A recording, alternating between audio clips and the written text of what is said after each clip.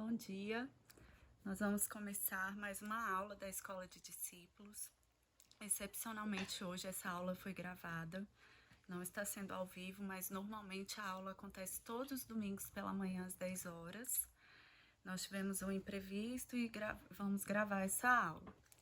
Então, nós estamos estudando o livro Realidades da Nova Criação, de E.W. Kenyon. Nós começamos recentemente esse livro, tanto é que hoje nós vamos estudar o capítulo 6. E antes da gente começar, eu quero orar para a gente iniciar a nossa aula. Pai, muito obrigada por esse tempo, Pai, de estudos da Tua Palavra, por esse tempo, Senhor, dedicado para aprender mais do Senhor, mais da Tua Palavra, mais do que aconteceu na obra de Jesus, o que Jesus fez para resgatar a humanidade. Pai, nós queremos abrir o nosso coração, abrir, Senhor, o nosso entendimento para recebermos a luz que vem da Tua Palavra, a luz que vem do Teu Espírito, Pai, iluminando a nossa mente, o nosso coração, o nosso entendimento, Pai, e que haja compreensão, Pai, da Tua Palavra, que venha revelações do alto no nosso coração, no coração de cada um que está assistindo essa aula, Pai. Em nome de Jesus, nós queremos aprender mais com o Teu Espírito Santo, por isso estamos aqui. Consagramos esse tempo ao Senhor, Pai. Dedicamos esse tempo ao Senhor, Pai. Em nome de Jesus, abençoe essa aula, que seja uma bênção, Pai. Que nós possamos aproveitar ao máximo, em nome de Jesus. Amém. Amém. Então, como eu falei, nós estamos estudando o livro Realidades da Nova Criação, do autor E.W. Kenyon. Nós já estudamos 5 capítulos, aulas maravilhosas. Se você ainda não assistiu, você pode, ao final dessa aula, ou pausar o vídeo, já que está sendo gravado, você pode pausar esse vídeo, assistir as aulas anteriores e chegar nessa aula que é do capítulo 6. O capítulo 6, o título dele é O que a ressurreição nos oferece. Então, nós estudamos já vários tópicos e chegamos aqui agora. O que a ressurreição nos oferece. E eu quero começar a nossa aula lendo o capítulo 19 do Evangelho de João, a partir do versículo 31. A gente vai ler aos pouquinhos e vamos conversando sobre esse texto, tá bom? Então, João 19, do 31 ao 37 primeiro. Vamos lá. Era o dia da preparação e o dia seguinte seria o sábado sagrado. Os líderes judaicos não queriam que os corpos permanecessem pendurados ali no dia seguinte. Por isso pediram a Pilatos que mandasse quebrar as pernas dos crucificados, a fim de apressar sua morte. Assim os seus corpos poderiam ser tirados das cruzes. Então aqui, a gente leu primeiro, 31. Tá falando, se você ler os versículos anteriores, você vai ver que é o relato a respeito da crucificação de Jesus. E a gente está lendo a partir do versículo 31 até o 37, que João relata a morte de Jesus. Então vamos continuar no versículo 32. Então os soldados vieram e quebraram as pernas dos 2 homens crucificados com Jesus. Mas quando chegaram a Jesus, viram que já estava morto e por isso não quebraram as suas pernas. Contudo, um dos soldados furou o seu lado com uma lança e daí correu sangue com água. Aquele que viu isso com seus próprios olhos deu testemunho e o seu testemunho é verdadeiro. Ele sabe que esta narração é fiel e dela testemunha para que vocês também possam crer. Os soldados fizeram isso em cumprimento da escritura que diz: nenhum dos seus ossos será quebrado. E como diz nas escrituras em outro lugar, eles olharão para aquele a quem atravessaram com a lança. Então, até aqui, a gente vê João relatando a morte de Jesus. Continuando, do versículo 38 até o 42, nós vamos ver como que foi que aconteceu o sepultamento. Então, a gente viu que Jesus morreu numa sexta-feira. Os judeus tinham o horário de parar tudo, na sexta-feira, no final da tarde, eles tinham que parar tudo para guardar o sábado. Então, eles se apressaram em relação aos homens que estavam crucificados ali, um deles era Jesus. Então, eles se apressaram para poder realizar o sepultamento desses mortos antes que chegasse a hora que começava o Shabat, né, para os judeus. E eu estava pesquisando sobre isso e eu vi que os judeus, eles levam muito a sério a questão do cuidado com o corpo de uma pessoa que morreu. Eles tratam o corpo da pessoa com muito respeito e eles têm todo o cuidado de enfaixar o corpo, né, com pedaços de pano. Tinham o tecido específico para isso. Eles recolhiam ervas aromáticas, perfumes que eles faziam para colocar nesse corpo. Primeiro eles limpavam todo o corpo, aí eles passavam, envolviam, né, o corpo com esse pano e as ervas aromáticas, porque o corpo já começava a entrar em decomposição e para não ficar um cheiro muito forte, então eles colocavam as ervas aromáticas. E inclusive no que eu pesquisei, né, eles falam que as famílias que tinham maior poder aquisitivo, que eram mais ricas, né, eles usavam uma quantidade maior ainda de perfume, de ervas aromáticas para poder cobrir o cheiro que o corpo ia exalar com a decomposição, né? Então, agora, a partir do versículo 38 até o 42, a gente vai ler o relato de João a respeito do sepultamento de Jesus. Então, eles viram todos os três que foram crucificados estavam mortos, inclusive Jesus. Então, depois disso, José de Arimateia, que tinha sido um discípulo oculto de Jesus, porque tinha medo dos líderes judaicos, corajosamente pediu a Pilatos a autorização para retirar o corpo de Jesus. E Pilatos o permitiu. Então ele veio e levou o corpo embora. Nicodemos, o homem que tinha ido de noite a Jesus, veio também trazendo cerca de 34 quilos de perfume, próprio para embalsamar, feito com mirra e aloés. E os dois juntos enrolaram o corpo de Jesus em um pano de linho comprido, cheio desses perfumes, como é o costume judaico para o sepultamento. O lugar da crucificação estava próximo a um jardim, onde existia um sepulcro novo, que nunca tinha sido usado. Assim, por ser o dia da preparação dos judeus e visto que o sepulcro ficava perto, eles puseram Jesus ali. Então, aqui nessa parte, a gente vê que José de Arimateia e Nicodemos foram duas pessoas que se voluntariaram a cuidar do corpo de Jesus, o corpo morto, né, de Jesus. Eles eram, aqui na Bíblia fala, discípulos ocultos. Por quê? Porque eles ocupavam lugares importantes e eles tinham medo de assumir que eram discípulos de Jesus. Então, eles ficavam ali meio que escondidos, crendo que Jesus era o Messias, o Filho de Deus, mas eles não se manifestaram publicamente como discípulos de Jesus durante, né, o ministério de Jesus na terra.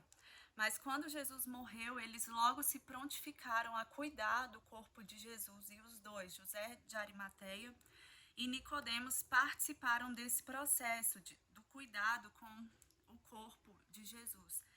Então, aqui fala que eles se apressaram para cuidar disso. Por quê? Porque eles tinham aquele prazo, né? Como eu expliquei, de quando começaria o Shabat, que aí eles não poderiam trabalhar, teriam que descansar. Então, eles fizeram todo o processo para que eles não quebrassem essa lei, né? E aí a gente continua no capítulo 20, nós vamos ler do versículo 1 ao 10, que fala, é o relato a respeito da ressurreição de Jesus.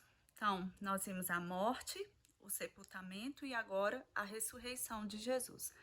No primeiro dia da semana, de manhã bem cedo, enquanto ainda estava escuro, Maria Madalena foi ao sepulcro e encontrou a pedra rolada para um lado da entrada. Ela correu e achou a Simão Pedro e o outro discípulo, aquele a quem Jesus amava, dizendo: tiraram o Senhor do sepulcro e não sabemos onde o puseram. Pedro e o outro discípulo correram ao sepulcro para ver. Os dois corriam, mas o outro discípulo foi mais rápido e passou à frente de Pedro e chegou primeiro ao sepulcro. Ele abaixou-se, olhou para dentro e viu as faixas de linho ali, mas não entrou. Então Simão Pedro, que vinha atrás dele, chegou e entrou no sepulcro. Ele também viu as faixas de linho ali. E o pedaço de pano que cobria a cabeça de Jesus estava enrolado e posto de lado. Foi quando o outro discípulo, que chegara primeiro ao sepulcro, também entrou, viu e creu, porque até então eles não haviam percebido que as Escrituras diziam que era necessário que Jesus ressuscitasse dos mortos. Os discípulos voltaram para casa. Então, aqui nesse trecho, a gente vê Maria Madalena, ela chega primeiro, né, e ela fica assustada, porque ela viu que a pedra que fechava o sepulcro, porque quando José de Arimateia e Nicodemos terminaram todo o trabalho deles, eles rolaram a pedra e fecharam para que nenhum animal entrasse ali, para que ninguém roubasse o corpo de Jesus. Mas aí passou o sábado todinho, né? No domingo de manhã, que terminou o Shabá, e aí bem cedinho Maria Madalena foi lá e ela se assustou, porque ela viu que a pedra tinha sido rolada. E quando ela voltou, ela encontrou Pedro e João e ela falou para eles que tiraram o Senhor do sepulcro e não sabemos onde o puseram. E aí surgiu essa dúvida, né, entre eles. Será que profanaram o túmulo? Será que alguém roubou o corpo do mestre? Será que fizeram alguma coisa tão ruim assim? Porque os judeus, eles tinham muito respeito, né, como eu falei, com as pessoas que morriam. Então eles ficaram, gente, será que aconteceu alguma coisa assim? E aí Pedro e João logo correram para verificar, para ver o que tinha acontecido. E aí eles viram que os panos, as faixas de linho que envolveram o corpo de Jesus estavam ali.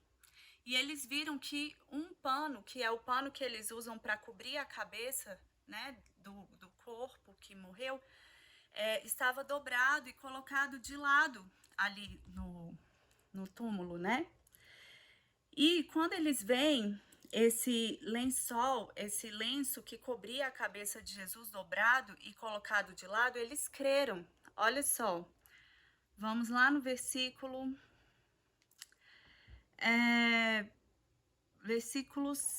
6, 7 e 8. Fala assim: então Simão Pedro, que vinha atrás de João, chegou e entrou no sepulcro. Ele também viu as faixas de linho ali. Ok, as faixas que estavam enrolando o corpo, né, de Jesus. E o pedaço de pano que cobria a cabeça de Jesus estava enrolado e posto de lado. Foi quando o outro discípulo que chegara primeiro ao sepulcro também entrou, viu e creu. E eu nunca tinha parado para pensar nisso, até porque eu nem tinha o conhecimento a respeito disso. Por que foi tão importante para João colocar essa informação a respeito dos panos que estavam enrolando o corpo de Jesus? Mais precisamente, o lenço que enrolava a cabeça.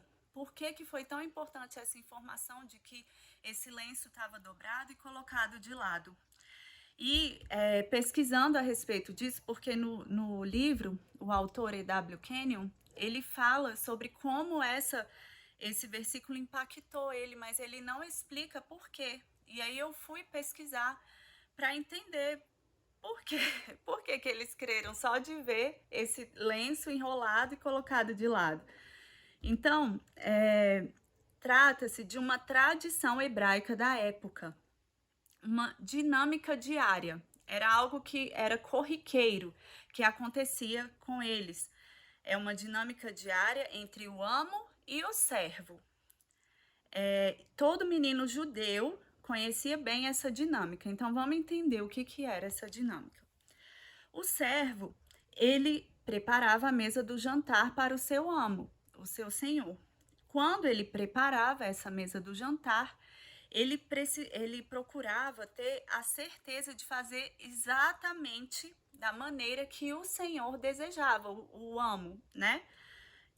da forma como o amo gostava da mesa arrumada, né? Então o servo ele tinha esse cuidado. Depois que a mesa era preparada, o servo ele ficava esperando fora da visão do amo até que ele terminasse a refeição. Ele não ficava ali vigiando o seu senhor comendo, se alimentando, né? Então ele ficava num local bem discreto, apenas observando, aguardando o término da refeição do seu amo. E o servo, ele não se atrevia a tocar na mesa antes que o amo tivesse acabado. Quando o amo terminava a refeição, ele se levantava, limpava os dedos, a boca, a barba, embolava esse lenço que ele usou para limpar, né, as mãos, a boca e a barba. Ele embolava o lenço e jogava sobre a mesa de qualquer forma. O lenço embolado ali queria dizer o quê? Eu terminei. Era essa mensagem que ele estava passando para o servo. Como o servo estava ali numa posição discreta, ele via o lenço embolado de qualquer jeito na mesa, ele entendia, ok, o senhor, o amo terminou. Aí o amo se levantar, ele entendia então que o amo tinha terminado a refeição, ok. Se o amo se levantasse e deixasse o lenço dobrado ao lado do prato, o servo não ousaria tocar ainda na mesa, porque aquele lenço dobrado queria dizer: eu voltarei. Então, o lenço dobrado do lado do prato passava a mensagem para o servo, a seguinte mensagem: eu vou voltar, não terminei ainda a refeição, voltarei para terminar. Então, o servo entendia que não era para mexer, deixa ali, porque o amo vai voltar. E aí eu entendi por que foi tão importante eles terem citado, né, João ter colocado isso, e por que o versículo 8 do capítulo 20 de João fala que quando João entrou, ele viu e ele creu. Porque no momento que eles viram o lenço dobrado, colocado de lado, eles entenderam, eu voltarei. Eles lembraram dessa dinâmica que eles tinham na vida diária deles. E eles entenderam, Jesus ressuscitou. O corpo de Jesus não foi roubado. O túmulo não foi profanado. Jesus ressuscitou e ele vai voltar.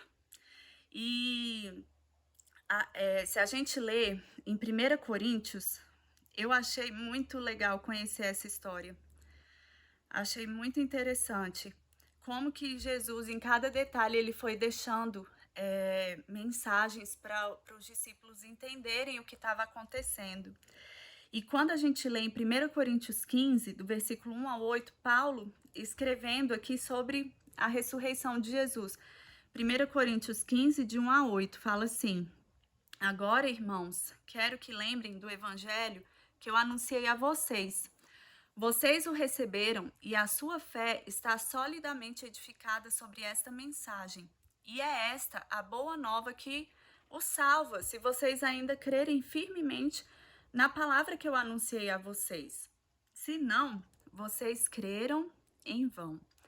Eu lhes transmiti desde o início o que me foi transmitido, isto é, que Cristo morreu por nossos pecados, de acordo com as Escrituras, e que foi sepultado e ressuscitou 3 dias depois, segundo as Escrituras. Ele apareceu a Pedro e mais tarde aos 12. Depois disso, ele apareceu a mais de 500 irmãos de uma só vez, muitos dos quais ainda estão vivos, embora alguns já tenham morrido. Depois, apareceu a Tiago e mais tarde a todos os apóstolos. Por último, ele apareceu também a mim, bem depois dos outros, como se eu tivesse nascido fora de tempo. E aqui Paulo ele mostra que Jesus ressuscitado era um fato, aconteceu. Quando Pedro e João viram o lenço dobrado ali, colocado, eles entenderam, Jesus ressuscitou, aconteceu. É um fato, é real. Tanto é que eles voltam para casa e eles vão contar para os outros discípulos que Jesus tinha ressuscitado. E aqui na carta de Paulo aos Coríntios, ele fala mais uma vez, e ele fala que depois que Jesus ressuscitou, ele apareceu a Pedro, ele apareceu aos 12, ele apareceu a mais de 500 irmãos de uma só vez, apareceu a Tiago, e mais tarde apareceu a todos os apóstolos. E por último, ele apareceu a Paulo, né? Ele era Saulo quando Jesus apareceu para ele. Então, nós entendemos que Jesus ressuscitado era um fato. A igreja não precisava provar. Ele apareceu para muitos, além dos 12 discípulos. E em Apocalipse, capítulo 1. Apocalipse, capítulo 1, versículo 17 e 18. Fala assim, aqui também João, né? Quando ele teve a visão do que ainda vai acontecer. Ele falou assim: quando eu o vi, caí aos pés dele como morto. Porém, ele pôs a mão direita em cima de mim e disse: não tenha medo, eu sou o primeiro e o último, o vivente que morreu, mas que agora está vivo para sempre. Eu tenho as chaves da morte e do inferno. Então, aqui Jesus está aparecendo para João mais uma vez, depois que ele ressuscitou, e ele fala: o vivente que morreu, mas que agora está vivo para sempre. Jesus, ele está vivo para sempre. A ressurreição de Jesus é um fato, ela é real. E quando Jesus fala que ele está vivo para sempre e eu tenho as chaves da morte e do inferno, ele está mostrando que Satanás foi vencido.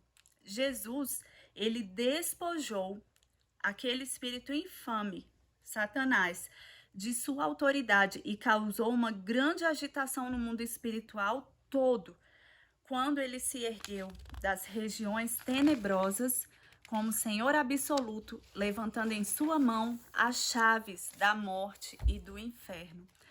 Então Jesus, ele venceu Satanás, e no tempo que o corpo de Jesus estava morto, enquanto o corpo de Jesus estava ali no túmulo, né? O Espírito de Jesus foi até as regiões tenebrosas. Ele foi lá no império das trevas e ele tomou a autoridade de Satanás. Ele venceu Satanás ali naquele momento. Ele pegou as chaves da morte e do inferno. Jesus venceu Satanás naquele momento. Depois ele ressuscitou e ele apresentou o sangue dele para o Pai, e o sangue do sacrifício de Jesus foi aceito, porque ele foi justo, né?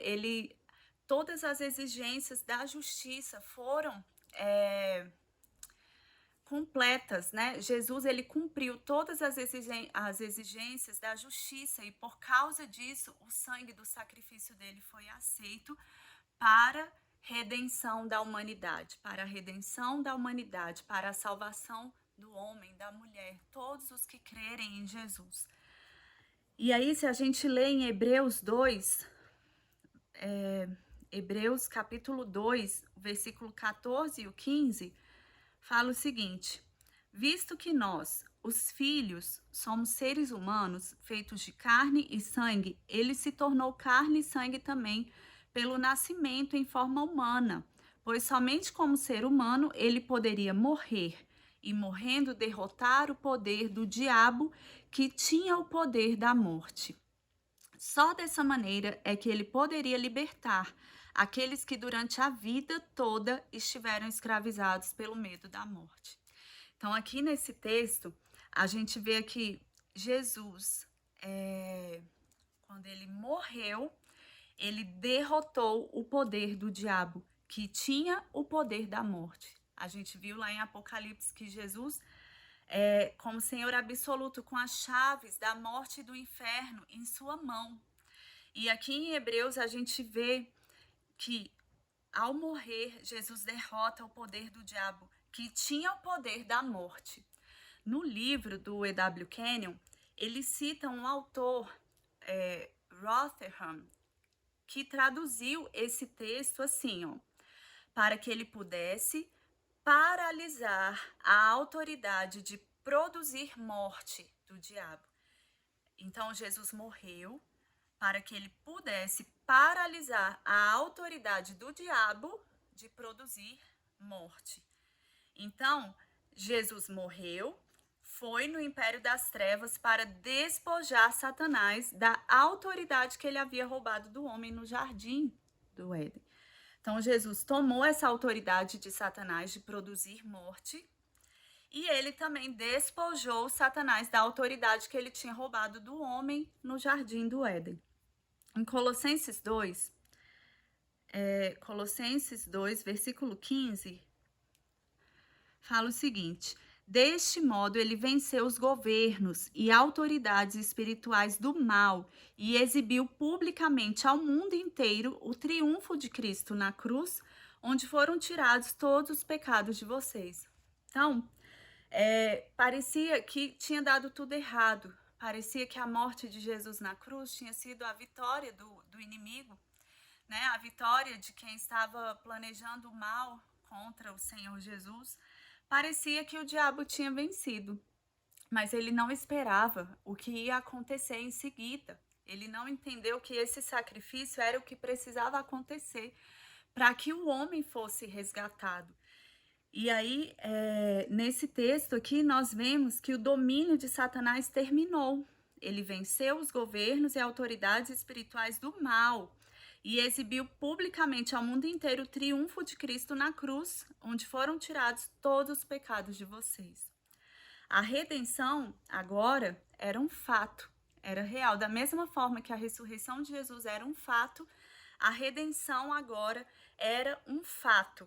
E se a gente voltar à página da nossa Bíblia, uma página para o Colossenses 1, versículo 13 e 14, nós vamos ver mais um texto da Bíblia falando a respeito disso. Porque ele nos resgatou das trevas e nos trouxe para o reino do seu Filho amado, que comprou a nossa liberdade com seu sangue e perdoou todos os nossos pecados. E aqui nós vemos que o momento mais grandioso na história humana aconteceu. Um momento que vai ser lembrado por toda a eternidade. Jesus nos resgatou das trevas e nos trouxe para o reino do seu Filho amado, comprou a nossa liberdade com o seu sangue e perdoou todos os nossos pecados. Nós não somos mais, nós que estamos em Cristo, não somos mais escravos de Satanás, não somos mais escravos do pecado. Com o seu sangue, Jesus comprou a nossa liberdade e perdoou os nossos pecados. Ele nos resgatou, ele nos tirou do poder das trevas, ele nos resgatou e nos trouxe para o reino do seu Filho amado. Então, nós vemos aqui nesse texto que o momento mais grandioso na história humana foi esse momento aqui, o homem sendo resgatado. O que poderia ter significado para o nosso Pai, para Deus Pai? O que esse momento aqui, a redenção, poderia ter significado para o grande Deus Pai? A humanidade, a esperança de seu amor e a razão de toda a criação estava redimida. As reivindicações da justiça estavam satisfeitas. Deus redimiu o homem legalmente. Eu acredito que Deus, ele devia estar assim, transbordando de alegria, porque o plano que tão aguardado do Senhor, que ele estava trabalhando nesse plano por gerações, aconteceu, foi concretizado, se tornou real, um fato. Ninguém mais poderia dizer que isso não aconteceu, porque aconteceu.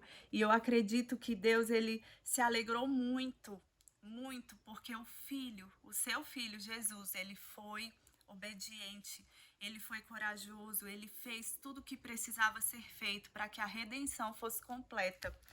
E aqui no livro ele fala assim, eu queria ler o que está escrito aqui, ele fala: todas as eras da eternidade se lembrarão da heróica batalha que Jesus travou para provar à humanidade que Deus era justo e que podia, com fundamentos legais, justificar os ímpios, pois seu Filho unigênito os havia redimido com o seu próprio sangue. Achei muito lindo isso que ele escreveu, porque o nosso Deus, né, o nosso Pai, ele tinha esse plano de estar com o homem em comunhão, e esse plano ele parecia que tinha sido destruído quando o homem desobedeceu ali no jardim. Mas aí Deus providenciou uma forma de restaurar tudo que foi destruído, que ele tinha planejado a respeito da humanidade.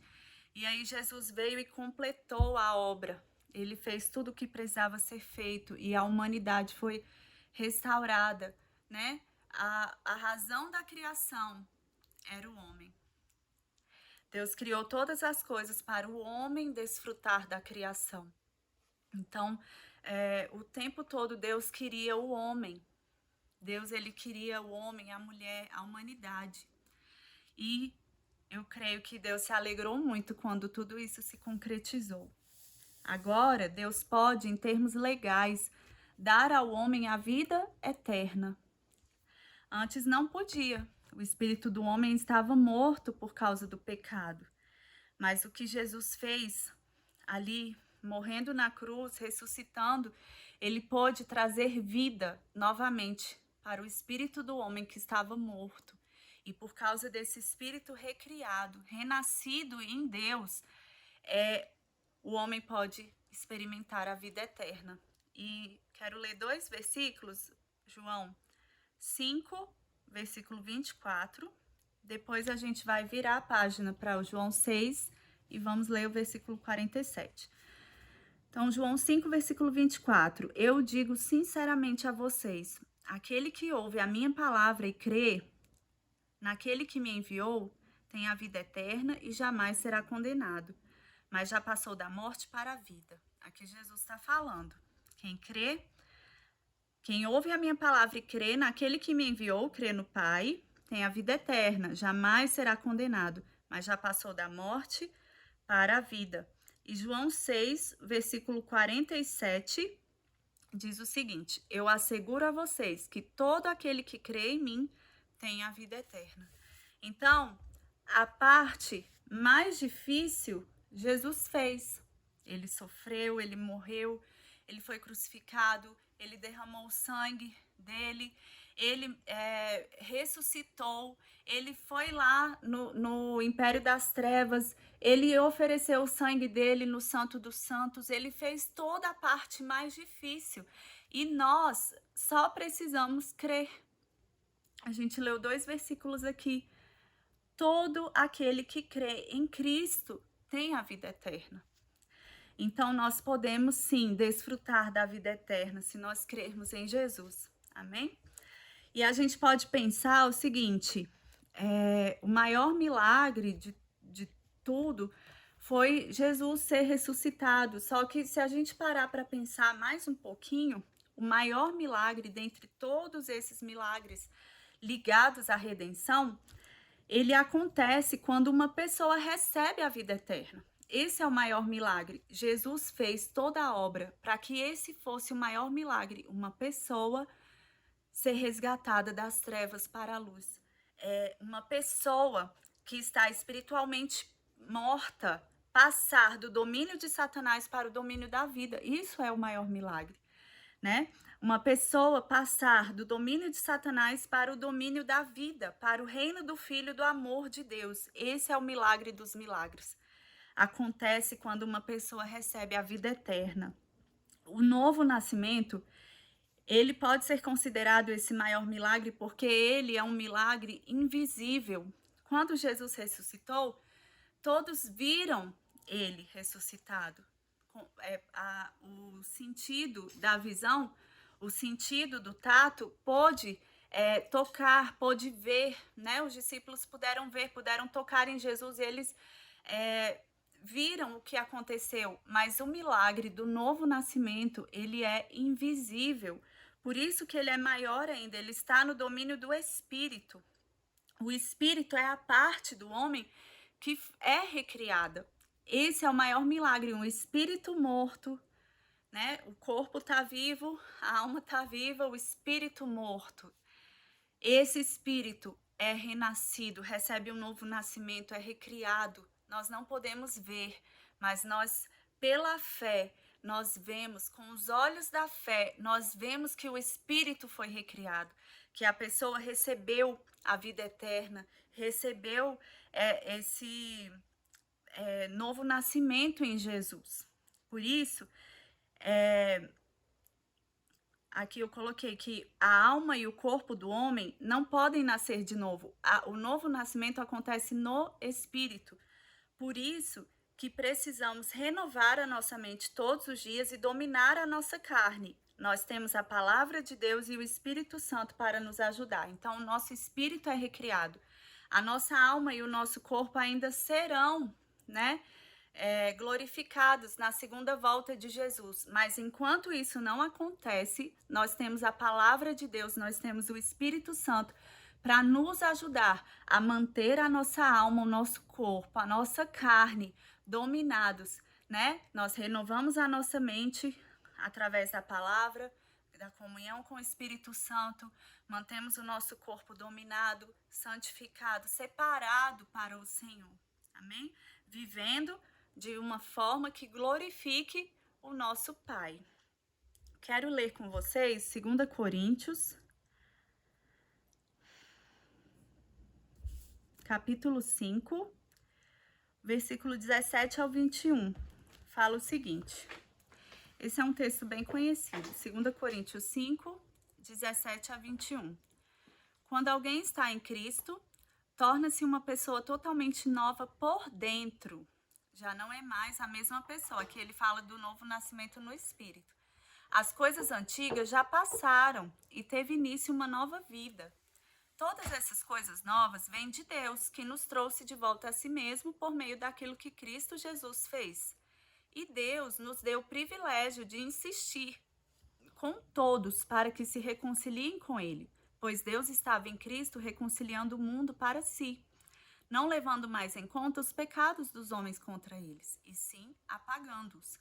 Esta mensagem maravilhosa da reconciliação Ele nos deu para transmitir aos outros. Somos embaixadores de Cristo. Deus nos está usando para falar a vocês. Nós lhe imploramos como se o próprio Cristo estivesse aqui suplicando a vocês. Aceitem o amor que Ele lhes oferece. Reconciliem-se com Deus. Aquele que não conheceu o pecado, Ele o fez pecado por nós, para que nele nos tornássemos justiça de Deus. Então, aqui ele está falando que aquele que está em Cristo, aquele que crê em Jesus, que aceita o amor de Deus através de Jesus, torna-se uma pessoa totalmente nova por dentro, no espírito. Essa pessoa se torna uma nova criação. E essa pessoa, essa nova criação, ela também tem um convite de Deus para anunciar essa reconciliação que Deus promoveu ao homem através de Jesus. Nós temos esse chamado do Senhor para proclamar a reconciliação que está aqui, né, disponível para toda a humanidade. Todos que aceitam, aqui fala, aceitem o amor que Ele lhes oferece, reconciliem-se com Deus. Essa é a mensagem que nós temos para a humanidade, né? Como nascidos de novo, nós temos esse convite do Senhor para manifestar essa palavra e proclamar o que nós experimentamos através de Jesus, para que outras pessoas também vivam isso. E como eu falei para vocês, o maior milagre é a nova criação. Então, Jesus ressuscitou e esse milagre, ele aconteceu porque a redenção se tornou um fato. Então, a nova criação se tornou um fato, o maior milagre. Um condenado se torna filho de Deus. Velhas coisas da vida se tornam novas. O pecador se torna justiça de Deus. E nós vemos Deus transformando a criação, né? O plano original de Gênesis, né? O que Deus criou ali, se tornando uma nova criação. o homem, Deus tinha um plano original ali em Gênesis para o homem, criação. Ele se torna uma nova criação na redenção do plano a redenção do plano original em Jesus. Jesus, ele resgatou esse plano original de Deus, ele trouxe de volta a comunhão que Deus tinha com o homem no jardim antes do pecado. Ele trouxe de volta a vida que o homem tinha ali no jardim antes do pecado. Jesus, ele trouxe de volta esse plano original para a nova criação. Então, todos nós que estamos em Cristo somos nova criação, somos filhos de Deus. Tudo se fez novo na nossa vida. Nós somos justiça de Deus. Nós fomos tirados do domínio de Satanás e estamos no reino do Filho, do amor de Deus. Amém? E quero ler 1 Coríntios, só para a gente continuar esse pensamento. 1 Coríntios 1, versículo 9, fala o seguinte: certamente Deus é fiel, e foi Ele quem os convidou a essa maravilhosa comunhão com seu Filho Jesus Cristo, nosso Senhor. Então, nós vemos que Deus, ele redimiu a humanidade, ele realizou esse milagre da nova criação, e ele também realizou o retorno à comunhão com ele, com o Pai, com Jesus, com o Espírito Santo, através da nova criação. Então, nós experimentamos isso, fomos recriados, experimentamos o milagre da nova criação, e porque somos novas criaturas, nós podemos ter comunhão. E aqui nesse texto ele fala, maravilhosa comunhão com seu Filho, Jesus Cristo, nosso Senhor. Uma comunhão linda, maravilhosa, plena, sem impedimentos, sem barreiras, sem precisar, sabe, falar com outras pessoas para chegar até Jesus, para chegar até o Pai, para chegar até o Espírito Santo. Não, nós só precisamos falar. Pai, Espírito Santo, Jesus, eles já estão ouvindo e eles já estão ali participando do que nós estamos falando e desfrutando dessa comunhão. Então, além de sermos transformados em novas criaturas, nós recebemos uma maravilhosa comunhão com o nosso Senhor Jesus Cristo, o Espírito Santo, com o Pai. E eu quero ler aqui uma parte do livro que eu achei muito legal também. Tem textos que eu acho interessante ler. Ele fala assim: o grande e eterno Deus Pai, Criador do universo, olha só, grande, eterno Deus Pai, Criador do universo, veio me chamar e chamar você à comunhão com o seu Filho, para que eu me identificasse com esse Filho, para que eu me tornasse um com esse Filho. Então, essa obra, né, tudo que Jesus fez foi maravilhoso, foi maravilhoso. Nós fomos recriados e podemos ter comunhão com Ele. E para terminar a nossa aula, eu quero ler Romanos 5, versículo 17. Fala o seguinte: o pecado de um único homem fez com que a morte reinasse sobre todos, porém todos quantos receberam o presente divino da graça e a dádiva da justiça reinarão em vida por causa deste único homem, Jesus Cristo. Então, se por um único homem o pecado fez com que a morte reinasse sobre todos, todos quantos receberam, olha só, nós só precisamos receber. Como eu falei, o trabalho, a parte difícil, Jesus fez. Então já está tudo pronto. Nós só precisamos receber esse presente divino da graça e a dádiva da justiça, que é a nova criação. Experimentarmos esse milagre invisível, que é nascer de novo no Espírito. Nós que nascemos de novo, que recebemos esse presente, reinando em vida por causa deste único homem, Jesus Cristo. Então, nós reinamos como reis e rainhas no domínio da vida, por causa de Jesus. Não é por causa da nossa força, porque a gente é muito bonito, muito legal. Não, é por causa de Jesus. E o título do nosso capítulo de hoje fala assim: o que a ressurreição nos oferece? Então, nós vamos ver aqui o que a ressurreição significa para nós. Significa que ele nos tirou da escravidão e nos levou ao trono.